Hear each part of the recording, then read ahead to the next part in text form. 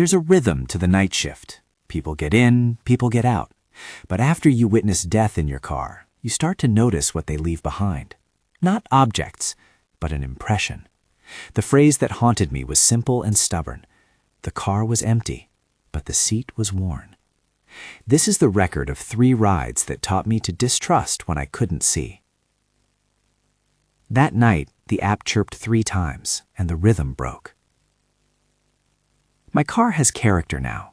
A peppermint air freshener that swings when I brake, upholstery worn thin on the passenger side where my arm rests, a slight scuff on the center console. I keep the dash cam angled low.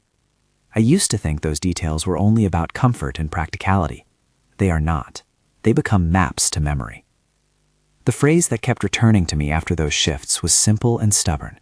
The car was empty, but the seat was worn. The first story started at 11:47 p.m. under the Kennedy. The app showed the pin, the little blue dot in the gray ring, and the pickup address below it.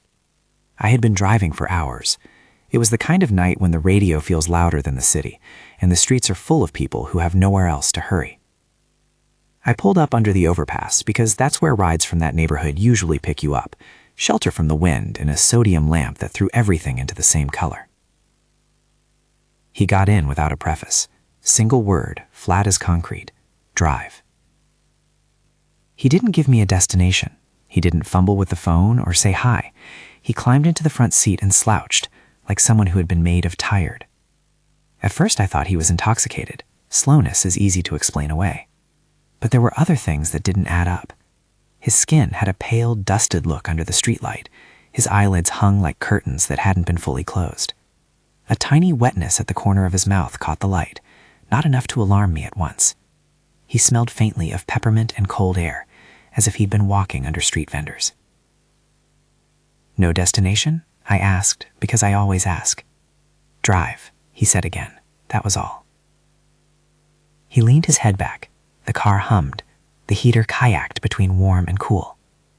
I remember thinking how ordinary the moment was, a rider asking to be taken without fuss, and how ordinary in itself can be a poor anchor for what follows. I pulled off the main road onto an access lane to see if he was going to tell me where we were headed. That's when the small things accumulated into something that didn't fit the normal equations. He wasn't shifting in his seat. He wasn't checking a phone. The weight of him had left the fabric depressed in a way you'd expect from someone who had been sitting for a while, not from someone who had just sat down. The top of his shirt had a faint crease, as if he'd been wearing a coat or had been leaning against something cold. I reached across to tap his shoulder with the back of my hand, a habitual check, the way we make sure a sleeping friend hasn't slid toward danger. There was no response. My hand came away feeling the hush of his skin. I called his name. No answer. I leaned closer. His breathing was a shallow freight. I couldn't detect a clear breath. The light on my dashboard made the whites of his eyes indistinct. His mouth was slightly open. I checked a pulse at his wrist, then at his neck. Nothing I could find. It felt like pressing into silence and finding an echo that never came back. I did the only 3 steps that felt like immediate sense. Pulled to the curb, hazard lights, door open. I called 911 and, in the same breath, told the operator where I was, what I had found, and that I was starting CPR. It was automatic and ridiculous at the same time. I've had training only once, years ago, but there's a protocol that fits into your hands. I set the phone to speaker and put it on the roof of the car so the operator could coach me through compressions while I worked. A man across the street, Marcus, as he later told the officers, came running. He'd seen the flicker of my hazards and the way I had the passenger door open and came down under the overpass because he thought something was wrong. Together, we moved into the small, bright choreography of CPR. 2 hands, locked, compressions down, count, breathe. The sound of compressions in a small car, a hollow percussion against a vinyl, becomes something you remember like a step in a drill. Marcus didn't hesitate. He put his shoulder into it with the kind of single-minded energy that does not give room to thought. A woman in a hoodie shone a phone light. Another driver stopped 2 cars back and waited like an offering of space. The ambulance came up under the bridge with a fin siren. EMT Sarah was already running when she threw the side door open. The bag she brought hissed like a small animal. She worked with practiced hands, attaching leads, checking pupils, listening for that most obstinate of confirmations. After a time that felt both very long and impossibly short, she stepped back. "No vital signs," she said quietly. Those words landed like weather. They were clinical, stripped. A report of the body's decision. Police arrived. Officer Ramirez took statements later, and the coroner was called. Detective Lewis walked the scene with a kind of patient thoroughness I recognize from small dramas on the radio, the way he looked at the indentation on the seat as if it were a sentence he had to decode. App support sent a terse automated message through the driver's portal that the ride had been flagged for driver safety review, and Kevin from the app finally got on the phone with me at 2 a.m. when I had been driven out of the immediate shock and was physically shaking. Later, when the case file closed in bureaucratic language, the lab note read in a medical phrasing that does not try to narrate scandal: probable cardiac arrest with contributing substances. Those words were what the coroner's office released and what the official report kept to. They are the framing you can hold in your hands: precise, incomplete, final in procedure, but not in the way memory keeps working on a thing. There were other small practical things that had to be done that night. Marcus left his name and number, and I texted Maria, a fellow driver and friend, who drove over with coffee and stayed until the coroner had taken statements. Police asked for my app locks, which I turned over. They pulled local camera feeds. The app company preserved the trip record, the start and stop times, the pickup location under the Kennedy at 11:47 p.m., the lack of a destination entry, and the notes that were attached automatically the moment I flagged the ride. A reporter called a few days later, Jenna. She wanted a quote. I gave her facts and said nothing that I couldn't verify. The sensation I could not give her was the one that settled in the spaces where facts did not. Officially, the file had an ending, a pronouncement, a toxicology result, a stated cause. But my memory kept returning to the way the seat had looked after he left, a shallow machinist curve in the fabric, a place that seemed freshly used even though the car itself was empty. It felt like a last message or an erased note. The seat was worn. The air smelled faintly of peppermint and something metallic like a penny pressed to a tongue. I debated whether to clean the upholstery at once or keep the indentation like a talisman. I chose the practical. I vacuumed, I disinfected, I wrote down the times and the names. Then I kept the dashcam video and backed it up twice. The aftermath was not just about records. It changed how I moved through the city. I installed a higher resolution dashcam that could record both the interior and exterior. I signed up for a CPR refresher and paid for a 2-hour emergency response class. Maria recommended a compact hardcase kit to keep within reach on the passenger floor, including a pocket mask and gloves. Kevin from the app told me how to flag trips as medical emergency so support could escalate. Detective Lewis explained how EMS documents would be shared and cautioned me on what the coroner's language would look like. He was careful and human in a way that made conversation feel less like an interrogation. There were other smaller ripples. My passengers began to ask, with innocent curiosity, whether something had happened that night. I told them, truthfully, that it had, and then I rephrased it as a safety reminder. After that ride, I stopped accepting flag trips late into empty parts of the night without at least asking a few more questions. When a new person climbed in with their head down, I felt the old reflex. Check the shoulders, check the eyes, ask for a destination. It felt invasive and necessary in the same inhalation. I learned to trust pattern recognition, but also to slow that recognition down and let facts catch up. If there is any danger in nights like those, I think it's not simply that something tragic happens. It is that the city teaches you to fit things into storylines that are easier than the truth. You begin to make connections because you must. Humans are pattern machines. A busker schedule, a whistled tune, a pale face, they begin to layer around a central image. You begin to imagine plots. You start seeing the threads that might tie disparate things together. That is my admission. I am a pattern maker by profession and habit. I am also careful to mark what is my impression and what is recorded fact. Drivers, pause this video now if you need to and check your emergency button and dashcam settings. If you drive, at least verify those things while you still have the bandwidth to do so. It is a small ask, and it matters. The second story was quieter. If the first felt like a sudden crack in the night's habit, the next was one of those small gestures that never matter until after. A folded piece of paper, a violin case, the smell of rosin like citrus dust. She was young, polite in a way that made conversation easy. Her name, she said when I asked, was Alina. She had the case propped on her lap and a small scar on the knuckle of her left hand that she touched unconsciously when she was nervous. The city had emptied out of the late-night crowd that night in a different way. There were fewer drunk laughter clusters and more people moving with specific purpose. Alina climbed in, sat carefully, and exhaled as if some weight had just gotten lighter. "Where to?" I asked the road question. She named an intersection 2 neighborhoods over. I asked if she was headed home, and she laughed very softly. "Busking," she said, late scent. She smelled of rosin, lemon oil, and a damp cotton sweater. She was humming under her breath as if the melody hadn't gotten out of her yet. The violin case had the kind of dents that come from a life on public benches and in corners of cafes with sockets.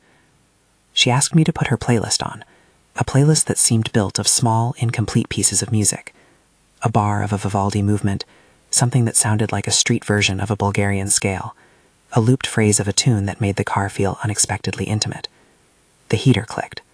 Outside, the streetlight painted her face in slow frames. In the brief conversation that filled the ride, she told me she busked in a cluster of plazas and had a schedule she stuck to so students and late-shift workers could find her. "It's like leaving breadcrumbs," she said. When we stopped, she handed me the folded paper with a little thank you and the schedule written in meat ink. It was smaller than a business card and warmer. She put it in my palm like a prayer. The paper folded into quarters, so it fit there perfectly. "If you ever hear me around, tip a song," she said with a smile. She left quickly, and the door closed with a familiar click that always sounds like an exit to someone else's story. That was the end of it, as far as anyone could say at the time. She had been courteous and unremarkable, the kind of passenger you file under pleasant memory and forget by the end of the week. But after what happened under the Kennedy, I found myself unfolding that tiny scrap of paper and looking at the ink. It was the type of gesture you keep because it makes the car feel stitched to the city, a small human mark in the upholstery of nights. Later, when pattern making began anyway, I imagined that little square as a piece of a larger collage. I told myself that was wrong to do. My impression was my work and my method. Where facts ended and interpretation began, I had to be honest. Before the city taught me to make connections out of small things, the paper would have just been a paper.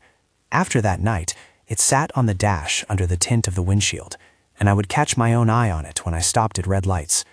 The seat that had been occupied earlier would take on a different meaning when someone left a similar indentation.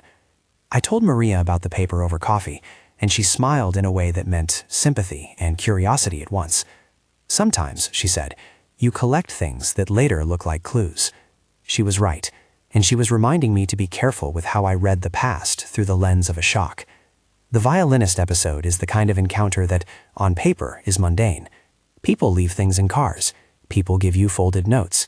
The unsettling part is how these small objects start to sit next to bigger, sharper events in your memory, like a string of beads on the same thread. You can't make them mean the same thing without forcing the beads to overlap. I kept the paper. I kept the memory of the smell of rosin. I kept the way Alina's laugh made her look younger than the streetlight did. I was still turning those 2 incidents over in my head when, a week after the Kennedy pickup, another ping came through. This one was unspectacular by the app's definition, a standard ride in a part of town where people catch late buses, where funeral homes and coffee shops exist within the same block. He was well dressed, carried himself in an easy way, and climbed into the back seat with the composure of someone used to being on the move. He whistled a simple tune as he settled in, a toy-like loop, one that could be mistaken for a ringtone if you were half listening. The whistling circled the car like a small animal, small, persistent, and oddly comforting at first. His name, if we ever exchanged it, did not stay with me. I took in his cadence, the tailor of his jacket, the smell of his cologne that was bright and citrusy. He did not speak much, only hummed under his breath. The tune he whistled stuck to the back of my skull throughout the night. I found myself whistling it occasionally while waiting at a light. It was the sort of sound you could not quite place. It felt like a child's toy version of a lullaby. Later, in a way I resented, my memory of that tune became another small filament in the larger tangle of nights. A few days later, I picked up a woman named Leela who said she was coming from a wake. She had a shawl over her shoulders like a slow wave, and she smelled faintly of incense. Her voice was steady, but it held that distance grief brings. She mentioned, in a side comment, as if it were something everyone noticed, that there had been a man at the wake people were calling the man with glass eyes on social media. Some people were making comments, she told me. They said he looked like he wasn't really looking at anything. It was an evocative phrase, glass eyes, and I filed it next to the memory of the whistling and the worn seat and the folded paper. None of it had a causal thread. None of it was evidence of anything.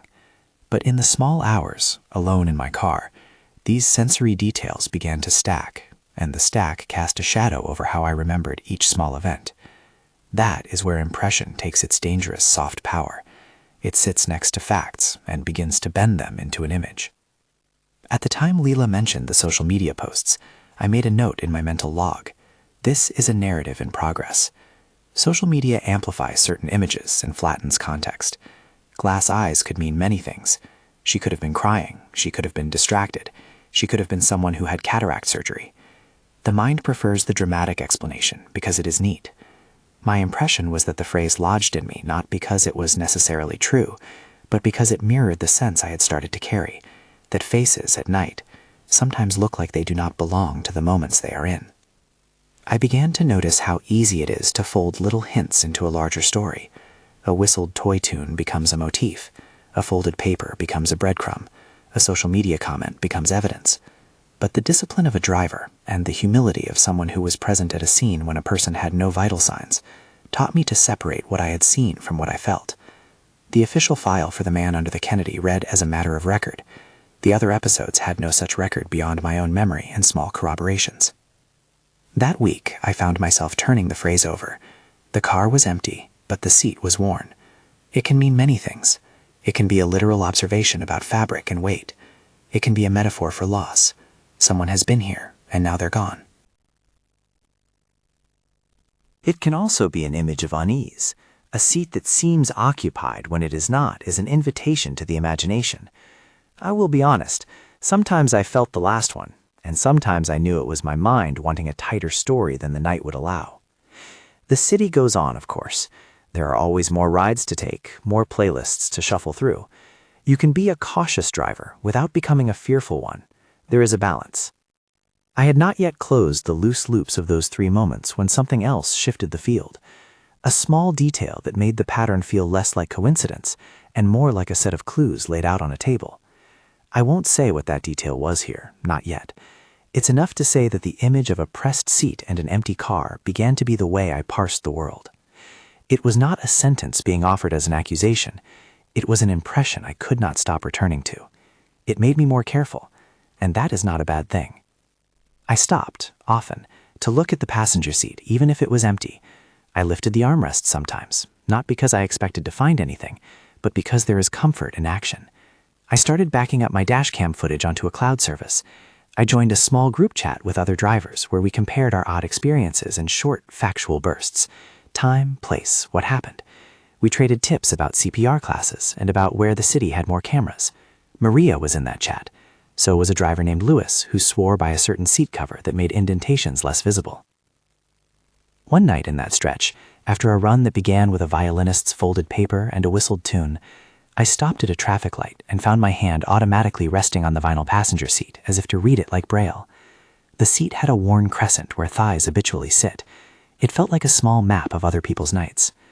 I remember thinking, without deciding whether it was a good thought, that most of the people who have sat there will never be known to me beyond that imprint. That night, the camera on my dash had recorded hours of city sleep, black scalloped sky, a red neon sign reflected in a puddle, the arrow of my turn signal blinking like a lighthouse. The interior mic had picked up faint whistling and the quick, polite exchange with Alina. The footage would be useful if anything else happened. It felt like a small insurance policy against the layer of imagination that threatens to rewrite the world. There is a strange responsibility that comes with being the last person to see someone alive in a small, contained moment. You are not a witness to fate. You are a witness to small decisions and the way a city lets people pass through its night. All of us on the road are caretakers of tiny transportations, physical, emotional, sometimes mortal. That responsibility folded into the habit of driving made me more attentive, and that attentiveness saved me from the worst of the imaginings some nights, but also offered me new ways to be careful. I was still in that mode of heightened attention when the next ping came through on a cold Tuesday. The app placed the pickup 2 blocks down from a funeral home. I thought of Leela's words and the glass eyes line, and for a second I wondered whether I was reading something into an ordinary evening. The man who got in whistled the same tune I'd heard before. He was well dressed, and he smelled like citrus. He did not speak much, but he watched the rearview mirror as if he were checking that something behind him aligned with his face. I kept that ride quiet and attentive. There was a knot in my chest I could not explain by facts alone. My hand found the paper Alina had left folded in the dash drawer. I touched it and then folded it into my palm, like a small reprieve. The seat under my hand felt like a ledger of other people's afternoons. The car was empty, but the seat was worn. I will pause there for a moment, not because the story is finished, I have more to tell, and the rest matters, but because the city leaves its impressions in layers. Some of those layers are official and can be read in reports. Others are private and live only in the warm hollow your hand leaves on a seat. In both registers, there are things worth attending to. The app settings that can call for help, the CPR class that can make your hands steady, the fellowship of other drivers who will back you up at 2 a.m. What I began to understand in the weeks after those rides was simple and unsettling. Facts can close a file. A report can be filed, signatures can be made, and the coroner's language can be precise. But impressions remain. The car can be emptied of a person and still contain their shape in the stitched line of the upholstery. That image, empty car, worn seat, became both a warning and a lament in my mind. It told me to make practical changes, and it told me to be careful of the stories I let myself tell about people whose lives I brushed for a single brief route. There is one more detail I want to leave here before I move on, because it matters in the way memory does. After the pickup under the Kennedy, EMT Sarah put her hand on my arm and said, softly, "You did the right thing calling us." That is not consolation in a way that heals everything. It is simple accuracy about the chain of human action. You call, you act on what you can, you give the rest over to professionals who can do what you cannot. In the ledger of those nights, that is a fact to cling to. The rest of what happened that season, the way the whistled tune kept catching in my mouth, the slow meaning the folded paper took on, the social media mention of a man with glass eyes, will be a different kind of record. It is softer, more impressionistic. It is, in part, a confession of how one experience reshapes the way you see others. It is also, pragmatically, a case study in how drivers can prepare themselves for the unexpected. Better equipment, quick training, and a network to call upon. I will tell you more about the violinist, about the whistler, and about what followed in time. For now, there's the practical and the personal. The practical part is this: make sure your emergency features are set, keep your dash cam recording, and know the basics of CPR. The personal part is less tidy. If you drive at night, expect the city to leave imprints in the fabric of your car, and expect those imprints to alter how you remember the people who once occupied them. You will not be wrong for noticing. You will not be wrong for feeling uneasy. Those are human responses to an environment that moves in and out of lives in small, decisive ways. I folded the paper back into the drawer, started the engine, and drove on. The city unspooled itself. More pings, more lights, more seats that would be warmed and then cool again. The night kept its routine. The rhythm returned to some semblance of normal. The app's chirp, the sweep of the wipers, the sodium light painting faces in flat color. But something in me had shifted. A new attention, a new checklist, and an image I could not shake. The car was empty, but the seat was worn. And then another ping. And then another ping. This one placed me 2 blocks from a funeral home. The app showed the usual blue dot, the little countdown circle.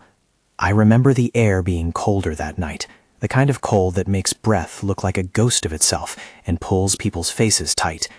I should have told myself it was nothing, that pickups near funeral homes are as ordinary as pickups outside bars or hospitals. People move between places for reasons that are private and serious. But after the Kennedy night, after the paper and the whistled tune, even the ordinary felt like a page that could be turned to reveal something I hadn't noticed before. He got in the back like someone who is careful about his posture.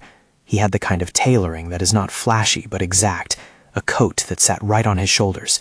He whistled a loop in the way you might hum a tune to keep yourself company on a long walk, small, repetitive, the kind of thing that almost functions as a lullaby. It was the same pattern I'd carried in my head after that other ride, a motif I couldn't have placed in a songbook. I listened because my mind kept cataloging sounds now, the way it used to catalog streets and traffic. "Where to?" I asked. He named a street 2 neighborhoods over. "Short," he said, like that was all there was to it. The whistling continued, soft and mechanical. I thought for a moment that it was some anxious tick, or the way people occupy silence when they're not yet ready to trust conversation. When he got out, I caught a glimpse of his face in the rearview mirror. Neutral, polite, nothing that demanded a second look. The door shut, and I felt the small, familiar resettling of air in the car. It was a small moment, no larger than many I'd seen. Yet when I replayed that night in my head later, that soft toy tune took on a strange gravity. A melody, after all, can be like a fingerprint. It can return and remind you of a presence, even if that presence is no longer there. A few nights after that, I picked up Leela. She got in with a shawl wrapped tight, the kind of shawl that carries heat and grief at once. She said she was coming from a wake, and that people had been talking online about a man with glass eyes at the service. I made the mistake of repeating the phrase quietly to myself, and feeling the syllables settle. Glass eyes is a phrase that can mean many things. Literal prosthetics, tears, emptiness, the way some people stare as if they were looking at a screen instead of the world. She mentioned it like she was passing on local gossip, and then moved the conversation to something mundane, where she'd parked, what time the funeral had started. The phrase lodged. For a few days, I found myself connecting dots I had no right to connect. The whistling tune became part of the collage. The fold of Alina's paper, the peppermint scent on Martin's collar, the indentation in the passenger seat, they all felt like beads on a string. At times, I could feel the string tighten and pull the beads closer until they made a picture I could name. At other times, I would check myself and say, "Stop. These are impressions, not evidence." I began to do small, methodical things in response. I reviewed dashcam footage more often, not just after odd rides, but as a matter of habit. The interior mic had picked up the whistling on 2 separate nights, once with the well-dressed man, and once faintly when a passenger passed through the backseat after talking on their phone. The audio wasn't high fidelity. It was more like a suggestion of a tune than a recorded melody. But listening to those files, there was a moment where the tune aligned in my mind with the memory of that man at the funeral, and with something else I couldn't name. It made me uneasy, the way a remembered smell will suddenly make a room feel different. I brought it up carefully in the driver's chat. We trade short reports there, a time, a place, a fact. No drama. I told them I had the whistling on audio twice, and that a passenger had said something on social media about glass eyes. Maria, who knows how to keep a level head, answered fast. "Patterns are tempting," she wrote, "but beware of making a plot out of noise. Keep records. If something's illegal or dangerous, call it in. If it's eerie, put it in a folder and sleep on it." We did talk to one another more than usual in the weeks that followed. Luis had his own story, a backseat passenger who left a long, curved impression across the seat that took 3 washes of fabric cleaner to flatten again. He hadn't meant anything by it, but he showed a photo and we all nodded. Small disturbances form a kind of economy among drivers. We trade tactics for safety, and also for the small comfort that comes from being heard. The police unit that had handled the Kennedy pickup reached out again 2 weeks later. Detective Lewis called because some questions needed clarifying. He is the kind of investigator who says more with how he listens than with what he asks. He wanted to confirm times, to know whether I had noticed anything else that might have been connected to the man's movements that night. He asked about Marcus and whether Marcus had given his contact information, and whether I had made any notes about the scent I mentioned earlier. I told him precisely what I had written: time-stamped notes, the recorded dashcam file, the names that I could give without speculation. "Why do you ask about the smell?" I said at one point.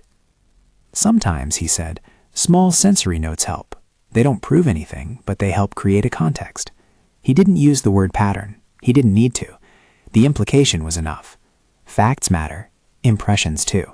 But as a casemaker, he needed the first category.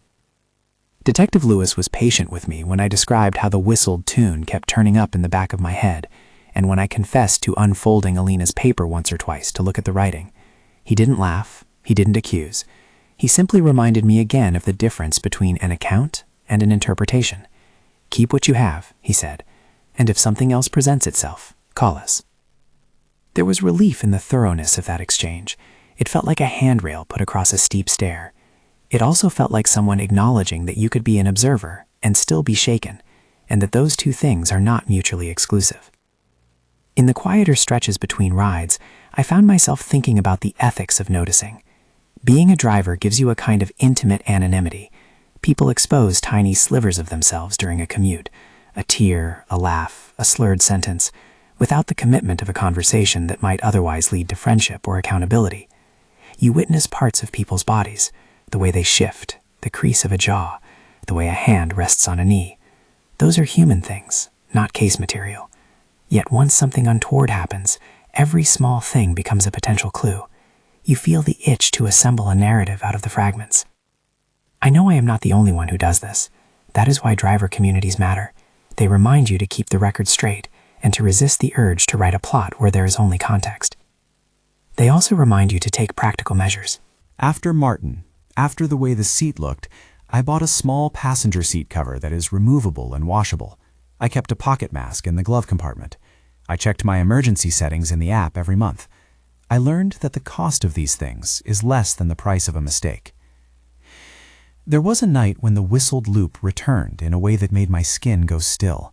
I picked up a late worker who was exhausted and nodded off by the time we reached his block.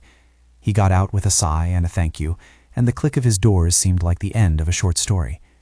I started to drive away, and then, at the next light, I heard the tune again on my interior mic, faint, as if from another car. For a moment, I felt an echo, like hearing your name called in a crowded room and turning anyway. The city is full of repetition. Human beings repeat gestures and tunes and fashions. It would have been easy to let that moment pass. Instead, I pulled into a nearby parking lot and rewound the footage on the dashcam. The audio caught it. The tune at 001243 of the file, then again at 010729. It wasn't loud. It was a thin suggestion. But the repetition pulled on something in me that was part rational and part animal. If a sound repeats in the same area, do you notice a pattern? Or are you sharpening a coincidence into meaning because you were tired and frightened? I was honest with myself and said, this is not proof. It is a prompt to pay attention. I shared the clip with Maria and she listened, then sent back a short message. We don't know what it means, she wrote, but you listened. That counts. That answer kept me out of the loop of obsessive thought. There is a danger in pursuing only pattern recognition. There is also danger in ignoring patterns that could help keep people safe. The balance is not always obvious. Time moved on. The city did its work of keeping lives moving in and out of my car. Sometimes the seat under my hand felt like a ledger of lives, and sometimes it felt like a page that would be torn out and forgotten. Once, on a night that smelled of rain and old iron, I found Marcus on a route. He waved when he saw me and hopped in for a quick ride. We spoke about nothing important, about schedules and the best place to get coffee at 3 a.m. He didn't bring up Martin unless I asked, and even then he was matter-of-fact. It happens, man, he said. You help where you can. His blunt kindness was an anchor. People like Marcus are the reason you keep the small kid in the car.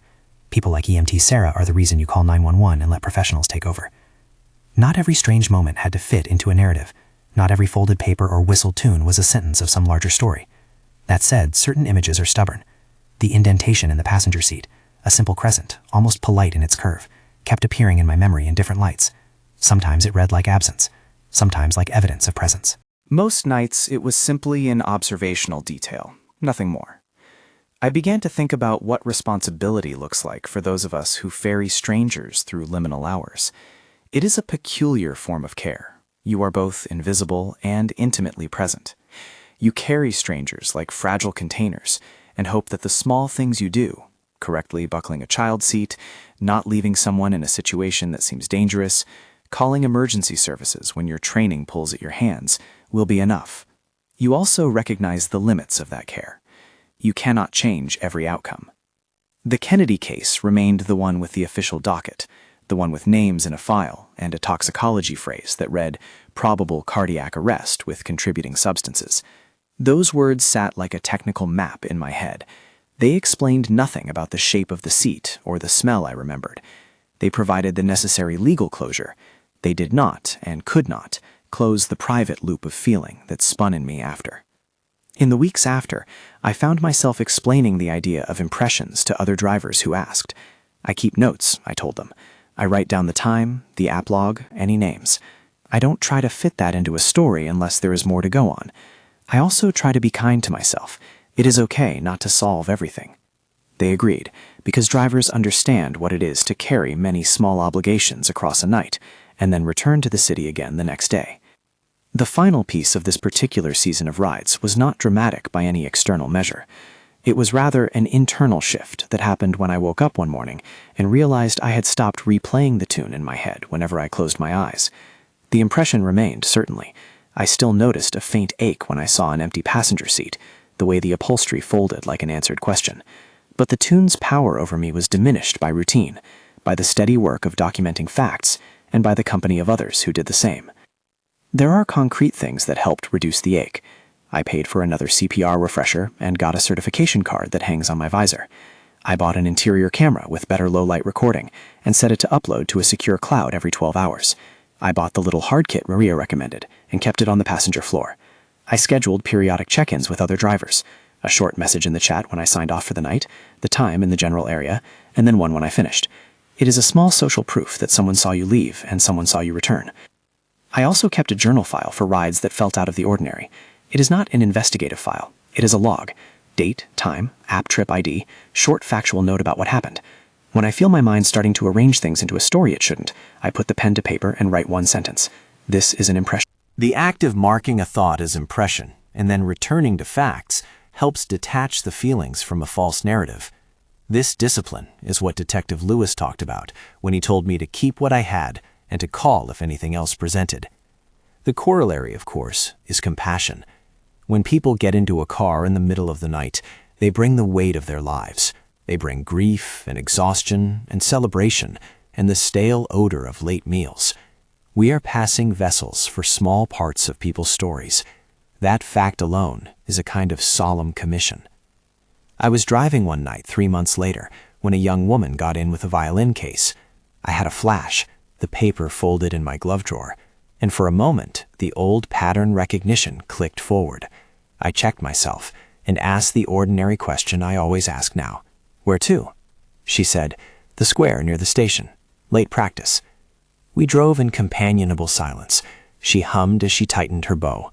At the stoplight, she offered a folded scrap of paper with a schedule on it, the same as Alina had done months before. It was an ordinary exchange of human goodwill. It made the car feel less like a vessel and more like a neighborhood.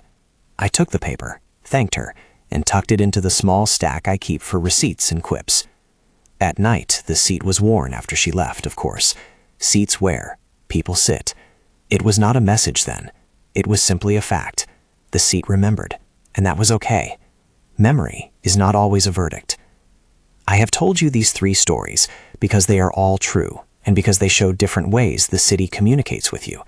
One was a clear procedural emergency that involved professionals, paperwork, and a medical finding. One was a quiet encounter that became charged in retrospect. One was a cluster of impressions, a tune and a phrase from social media that might mean very little and might mean something you can't yet define. If there is any pattern that matters, it is this. Small, ordinary details can accumulate into a stronger impression. Impressions are not evidence on their own, but they are useful as prompts to be careful. They should not be used to indict a stranger in your head. They should be used to sharpen the mundane tools of safety, the app settings, the emergency button, your knowledge of basic CPR, your willingness to call when something feels wrong. Here's what I learned to do, and what I recommend to any driver who spends long hours moving strangers from place to place. Keep your recording devices current and backed up. Review footage when necessary, but avoid obsession. Take periodic CPR refreshers. Carry a discreet emergency kit. Know how to flag a trip in the app as a medical emergency. Exchange contact information with any helpful bystanders who assist in an emergency, and build a short, local network of drivers so you can check in and support one another. These are practical steps. They are not dramatic, but they matter. There is also the quieter work of holding your impressions gently. When you notice a strange tune, or a folded paper, or a passenger who seems to sleep with one eye open, log it, and then let it be a note rather than a verdict.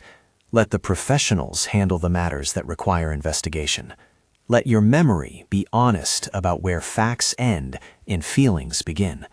That discipline saved me from turning the Kennedy ride into a fiction in which every folded paper and whistled tune was proof of a conspiracy. Instead, it became a series of reminders. Be ready, be careful, be humane. That treatment of facts and impressions is also what I'll say about the phrase I keep returning to.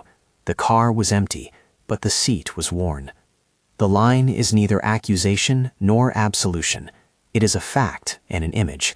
It is literal, a fabric folded with the shape of a person, and it is metaphorical, absence that can be measured by the memory of touch.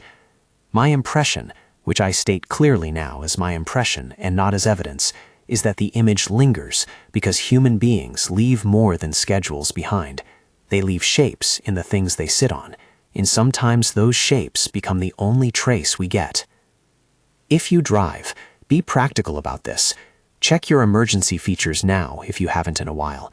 Make sure your dash cam records interior audio if your local regulations allow it, and use cloud backups. Take notes in the app logs when you can. Keep a small kit and consider a CPR course. And if something happens on your shift, if you are the first to see someone who is unresponsive, call 911. Start basic life support if you can, and wait for professionals. You are not alone. There are people like Marcus and EMT Sarah and Detective Lewis and Driver Maria who will respond and take the things you have collected and use them properly. One last practical note for the community. If you're a driver with a brief experience you think is worth sharing, please post one sentence, the month, and what you learned. Keep it short and factual so others can learn without speculation. And if you drive, check your emergency features and consider a CPR class. Those are small acts that change the odds in a good way. I still think about Martin on a night when the radio plays something that could be mistaken for a lullaby, and when the peppermint air freshener swings. I still unfold Alina's paper sometimes to remind myself that not every small human gesture implies a dark threat. I still catch the memory of Jason's whistling in my mouth when I wait at a light. I keep the dash cam files, the notes, the receipts, the small stack of papers in the glove drawer. I do the practical things because they help me feel competent again. And sometimes, when the city is very quiet and the heater clicks between warm and cool, I will reach out to the passenger seat as if I might read it like a map. The fabric gives a small, polite answer, the crescent indentation of someone who sat down and got up. The city, in its way, keeps an accounting of small lives in small ways. You can let that account make you fearful, or you can let it make you attentive. There is no single moral to nights on the road. There is only a practice. Do what can be done, keep records, call for help when you need it, and be kind to yourself for noticing. The facts will be what they are. The impressions will be yours. Both deserve acknowledgement. The car was empty, but the seat was worn.